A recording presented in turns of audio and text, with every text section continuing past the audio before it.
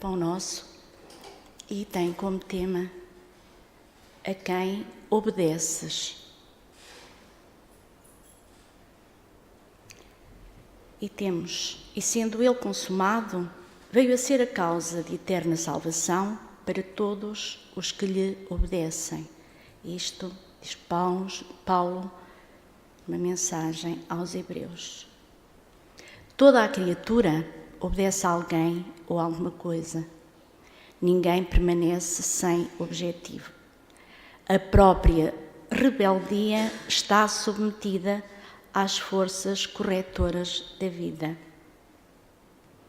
O homem obedece a toda a hora.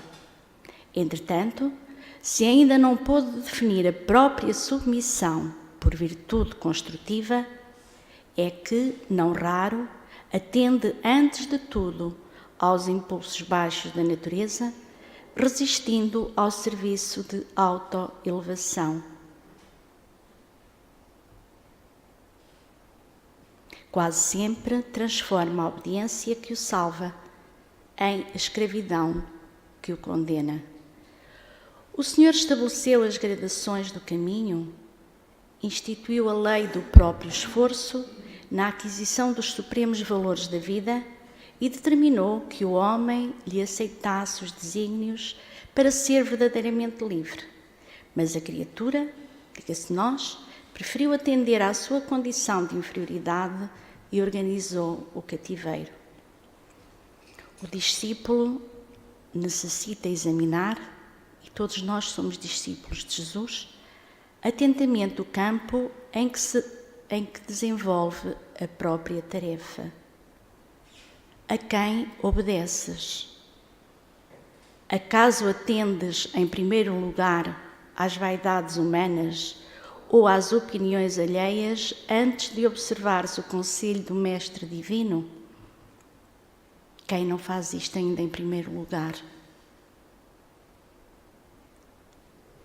É justo refletir sempre quanto a isto, porque somente quando atendemos em tudo aos ensinamentos vivos de Jesus é que podemos quebrar a escravidão do mundo em favor da libertação eterna. E esta é a mensagem de Emmanuel neste livro Pão Nosso, neste capítulo 16.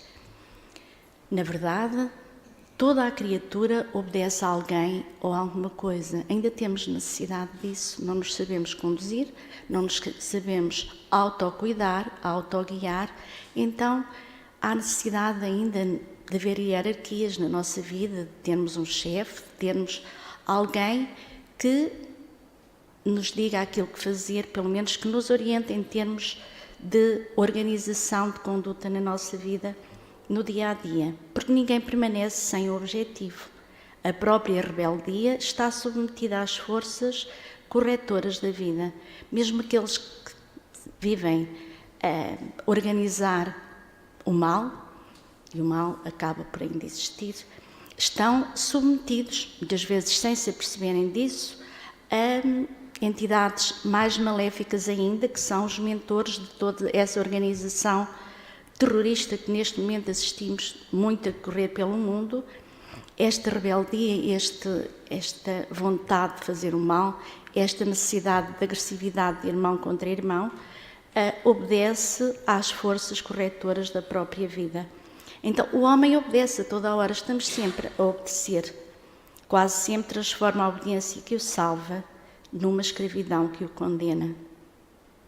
E disto, poucos de nós temos a noção de que muitas vezes, seguindo A ou B, ou tornando-nos servos, no fundo, de determinada pessoa, determinado partido, até determinada organização, acabamos por ser escravos em vez de encontrarmos a libertação naquilo que estamos a fazer, porque a libertação apenas a encontramos quando encontramos Jesus, Deus e os seus ensinamentos, o amor, a paz e o bem no nosso coração.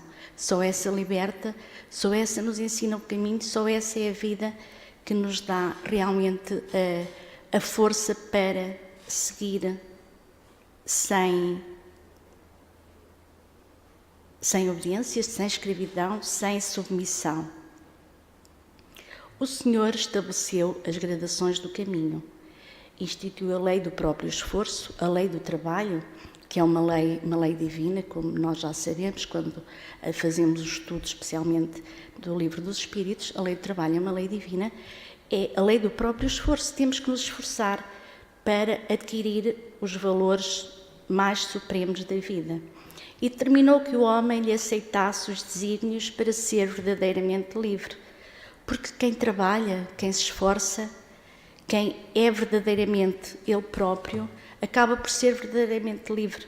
Mas a criatura preferiu atender à sua condição de inferioridade e organizou o cativeiro. Vivemos ainda muito um complexo de inferioridade.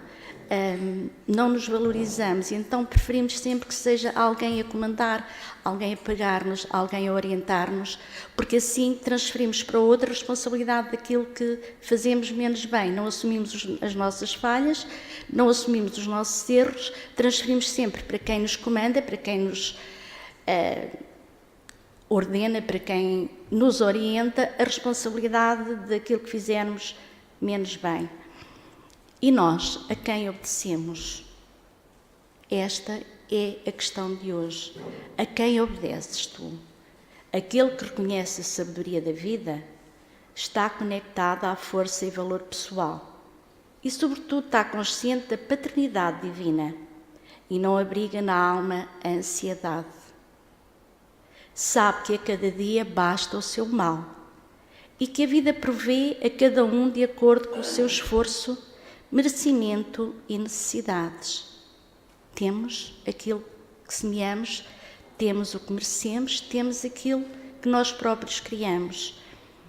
E quem já reconhece esta sabedoria divina, quem está conectado a Deus, quem está ligado ao Pai, quem já consegue entender e sentir Jesus e Deus no seu coração, sabe que tudo está certo, que não há motivo para ansiedade, que este momento que estamos aqui é o nosso momento e é o momento para estarmos agora a pensar a quem obedecemos, quem somos nós, quem é o nosso guia, quem é o mentor das nossas ideias, do nosso agir, da nossa força de vontade, sem ansiedade, sem pensar nos problemas lá de fora, sem pensar nas dores que nos podem minar o corpo, sem pensar e sem sentir as angústias dos problemas que muitas vezes pensamos ter, porque vivemos os problemas focados no amanhã, na ansiedade. Como é que será amanhã? Como é que será daqui a bocado? E nunca vivemos o momento, sendo que Jesus sempre nos disse que a cada dia basta o seu mal. É hoje, é agora que estamos aqui, é este o nosso momento, daqui a pouco não sabemos qual é. Então, neste momento, é um momento precioso, é um momento divino, como é a nossa essência divina.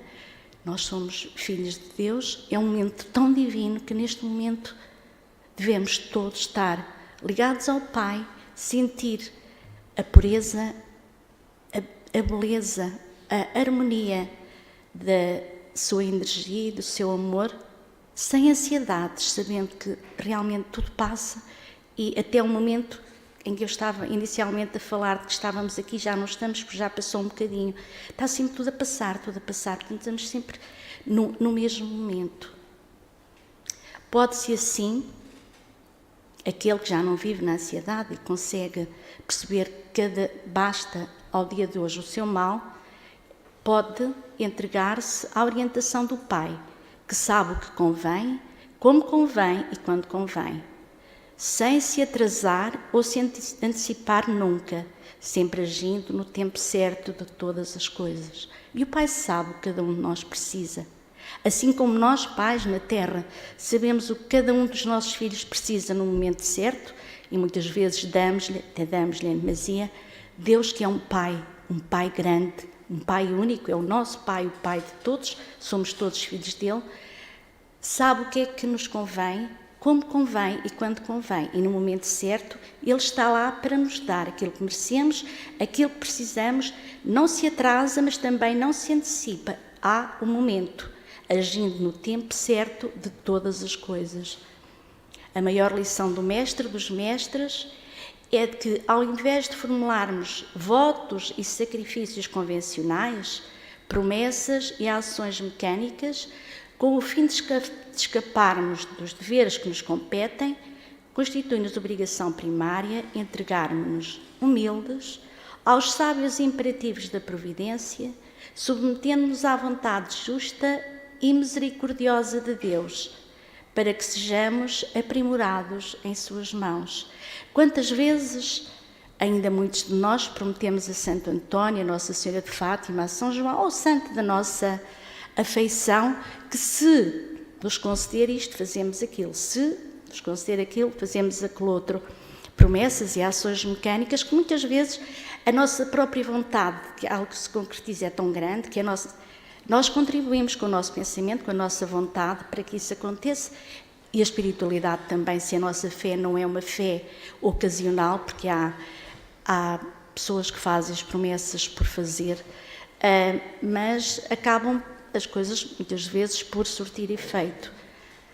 Mas a nossa obrigação primária é entregarmos-nos humildemente aos sábios imperativos da providência de Deus, submetendo-nos à vontade justa e misericordiosa do Pai, para que sejamos aprimorados em suas mãos. E somos, sem dúvida, somos os filhos, somos os rebentinhos dele, os pequeninos ainda, aqueles que ele mais ama, certamente, não amará mais do que os outros, porque ama a todos de igual modo, mas que anseia que cresçamos e que chegamos a ele o mais rapidamente possível. Se ouvires atentamente a voz do Senhor teu Deus, tende cuidado de guardar todos os seus mandamentos que eu hoje te ordeno. O Senhor teu Deus te exaltará sobre todas as nações da terra, e todas estas bênçãos virão sobre ti e te alcançarão, se ouvires a voz do Senhor teu Deus. Bendito serás na tua cidade, bendito serás no campo, bendito o fruto do teu ventre e o fruto do teu solo, e o fruto dos teus animais, e as crias das tuas vacas e das tuas ovelhas. Bendito o teu cesto e a tua amassadeira. Bendito serás quando entrares, e bendito serás quando saíres. Este é um texto, uma passagem do livro Deuteronômio, que é um dos 5 livros do Pentateuco mosaico, portanto, ainda antes de Jesus ter vindo encontrar-se connosco na terra, ter descido, havia os 5 livros escritos do Pentateuco, escritos por Moisés, dados para Moisés, eram 5. Este é um deles, portanto, já nessa altura, Deus se fazia notar e nos convidava, certamente nós também teremos vivido nessas épocas e teremos sido convidados já a seguir a voz de Deus, os mandamentos de Deus, que eram no fundo os 10 mandamentos que passaram e que, resumidamente, Jesus, quando veio, os reduziu a 2, mas os 10 já lá estavam e eram esses. E Jesus dizia daí, bendito serás na cidade, bendito serás no campo, que eram as duas situações que havia, era o campo e a cidade. Bendito o fruto do teu ventre, o fruto do teu solo, o fruto dos teus animais, as crias das tuas vacas e das tuas ovelhas, que era aquilo que era importante na altura e que existia mais importante para o ser humano. Bendito o teu cesto e a tua amassadeira, que era onde tratavam do pão. Bendito serás quando entrares e bendito serás quando saíres. Se algo esperas edificar, então não te afastes das exigências do início, começa. E depois do primeiro passo, se aspiras à vitória no objetivo, segue dia a dia no trato da obediência. Diz-nos Emmanuel, se nunca dermos o primeiro passo, nunca iniciamos. Se temos que fazer alguma coisa, temos que avançar, temos que dar o primeiro passo e depois do primeiro passo continuar dia a dia insistindo no trato da obediência. A obediência é o consentimento da razão, enquanto resignação é o consentimento do coração. O apóstolo Paulo, e é ele o mensageiro deste tema de hoje, da palestra de hoje, confia na obediência, não na passividade cegueira que alimenta a discórdia e o fanatismo, mas na compreensão que se subordina ao trabalho por devotamento ao bem de todos, enxergando na felicidade alheia a felicidade que lhe é própria, vendo na felicidade dos outros a nossa própria felicidade também. Para que atinjas a comunhão com o Senhor, não é necessário que te consagres ao incenso da oração, admirando-o ou defendendo-o. Basta que lhe obedeças. Pois, seguindo-lhe as recomendações, aperfeiçoarás a ti mesmo pela cultura e pelo sentimento, e traz contigo o amor e a lealdade, a harmonia e o discernimento, a energia e a brandura, que garantem a eficiência do serviço a que foste chamado. Basta seguir as recomendações de Deus que nos chegaram a nós por Jesus, e sentiremos pela cultura e pelo sentimento que teremos connosco, certamente, o amor e a lealdade, a harmonia e o discernimento, a capacidade de pensarmos por nós, não numa fé cega, mas discernida, a energia e ao mesmo tempo a brandura, que garantem a eficiência do serviço a que fomos chamados, a energia para sermos calmos também, para fazermos as coisas calmamente, sem querer chegar depressa demais, porque depressa e bem dizem que não há quem. Saibamos, pois, obedecer ao Senhor no nosso mundo íntimo e aprenderemos a fazer mais pela vida do que a vida espera de nós. A doutrina de Jesus ensina, em todos os seus pontos, a obediência e a resignação. Duas virtudes companheiras da doçura e muito ativas, se bem os homens erradamente as confundam com a negação do sentimento e da vontade. Muitas vezes pensa-se que, sendo obediente ou resignado, aceitar aquilo que não podemos mudar, porque está certo, é assim, que é a negação de um sentimento ou da nossa própria vontade. Mas não é. É o entendimento de que assim é, assim tem que ser neste momento, a seguir outro momento vem de forma melhor, conforme a forma como aceitarmos e como formos modificando também a nossa forma de ver a vida, de sentir a vida e de sentir os ensinamentos de Jesus. A obediência, como dissemos já, é o consentimento da razão, enquanto a resignação é o consentimento do coração. O coração que se apazigua, que aceita, que sabe que depois de algum sofrimento, muitas vezes, porque a resignação tem mais a ver com o sofrimento, com a dor, com o problema, que o coração sabe que essa parte passará. Então consente, resigna-se, acredita, porque ambas são forças ativas, porquanto carregam o fardo das provações que a revolta insensata deixa cair. Companheiros nossos, e quantos de nós existem, que não se cansam de alegar incapacidade para o serviço do bem, porque ainda não têm tempo, porque hoje não dá, porque se chega tarde a casa, porque amanhã talvez já se possa. No entanto, o serviço do bem pertence na terra a Jesus Cristo e compete-nos a nós a obrigação de nos afeiçoarmos a Ele para sermos intérpretes do seu infinito amor.